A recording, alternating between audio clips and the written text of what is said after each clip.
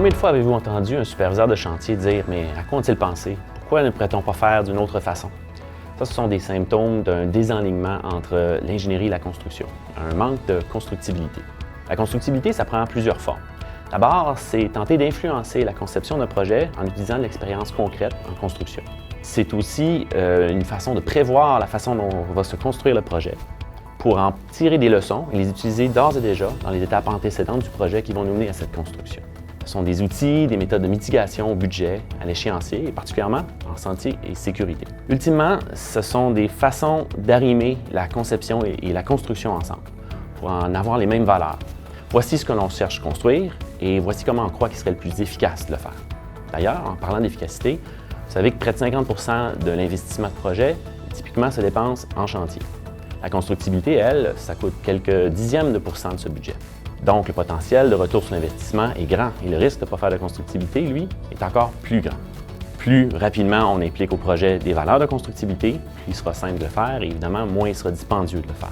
Mais tout ça, ça prend un travail d'équipe. Il faut capitaliser sur toutes les disciplines de notre projet. La sagesse du processus repose dans les compromis. Comment rendre la construction la plus efficace possible sans pour autant handicaper l'ingénierie, les approvisionnements ou encore les opérations. Pour guider ce travail d'équipe, on va procéder à des revues de constructibilité. Ce sont des ateliers, des discussions guidées qui portent sur les opportunités, les défis et les mitigations souhaitables pour orienter le développement de notre projet. Parmi les outils qui sont utiles, on peut penser aussi à la séquence de construction visuelle. Cette séquence est essentiellement de prendre un échéancier de construction et de le représenter de façon graphique sur un dessin d'aménagement de chantier. Le faisant semaine par semaine, mois par mois, on va vite voir l'interaction entre les secteurs dans le temps. Par exemple, un échéancier typique ne nous montrera pas qu'une grue doit être positionnée à un certain endroit à un certain moment. Et ce faisant, empêcher les travaux dans les zones avoisinantes pour des raisons de santé et sécurité. Ultimement, ce sont des outils pour banaliser un échéancier, pour le simplifier et le partager à toute l'équipe de projet, pour que tout le monde ait la même balise pour comprendre une seule et même vision de cette exécution des travaux.